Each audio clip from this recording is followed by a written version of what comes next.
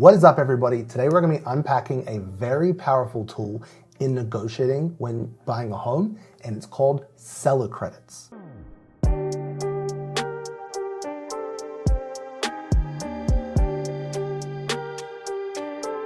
Seller credits, sometimes known as seller concessions, are where the seller agrees to absorb some of the closing costs for the buyer. But why would a seller even agree to this? Well, generally, this happens when a seller is looking at having to decrease the purchase price of their home, meaning that they're going to dip into their profit. This is a way to avoid dropping the purchase price so much and still giving something to the buyer to provide that incentive to buy their home. If you're using a real estate agent, they should have a pretty good idea of whether that's something that's even possible when buying this home. There are some common signs that you could negotiate these on a home. These include the home has been sitting on the market for a long time, the home needs some serious work, the home is overpriced, the home has a less experienced listing agent representing them, the home is being sold by its owner and not a realtor.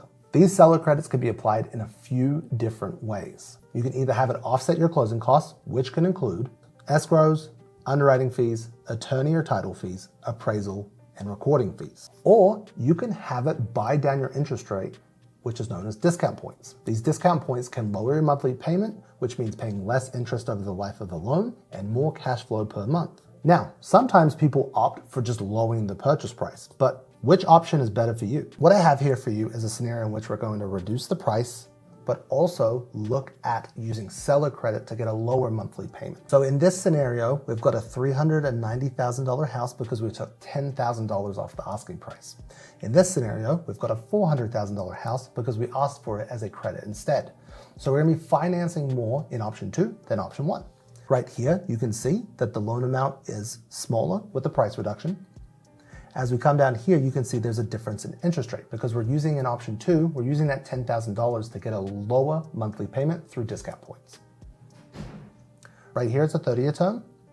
And then here's the payment difference. So if we click on here, we can actually see that overall, the principal and interest is significantly lower.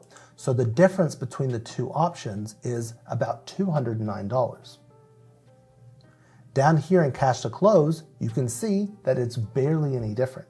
So even though we're getting a bigger purchase price and a bigger loan, this one is significantly cheaper per month and about the exact same price when it comes to closing.